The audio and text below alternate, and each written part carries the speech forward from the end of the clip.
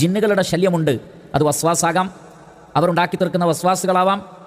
അതേപോലെ തന്നെ സിഹറിൻ്റെയും കണ്ണേറിൻ്റെയും ആളുകൾ പ്രവർത്തിക്കുമ്പോൾ ഉണ്ടാകുന്ന പ്രയാസങ്ങൾ ജിന്നുകളിലൂടെ ഉണ്ടാവാം.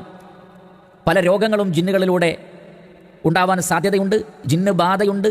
ഇതൊക്കെ പ്രമാണങ്ങൾ കൊണ്ട് സ്ഥിരപ്പെട്ട കാര്യമാണ്. ആ നിലക്ക് പല നിലക്കുമുള്ള ഷർറുകൾ ജിന്നുകളുടെ ഭാഗത്തു നിന്നും ഉണ്ടാകും. അത്തരം ഷർറുകളിൽ നിന്ന് നബി സല്ലല്ലാഹു അലൈഹി വസല്ലമ അള്ളാഹുവിനോട് അഭയം തേടിയിരുന്നു. വഅൈനിൽ ഇൻസാൻ, മനുഷ്യരുടെ കണ്ണേറിൽ നിന്നും.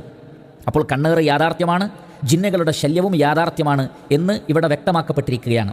അങ്ങനെ നബി സല്ലല്ലാഹു അലൈഹി വസല്ലം അവയിൽ നിന്ന് കാവൽ തേടിയിരുന്നു. ഹത്താ നസലത്തിൽ മുഅവ്വിദതാൻ, മുഅവ്വിദതാനി ഇറങ്ങുന്നത് വരെ. ഏതാണ് ഈ മുഅവ്വിദതാൻ എന്നതുകൊണ്ട് ഉദ്ദേശിക്കുന്നത്? സൂറത്തുൽ ഫലഖും സൂറത്തുൻ നാസുമാണ്.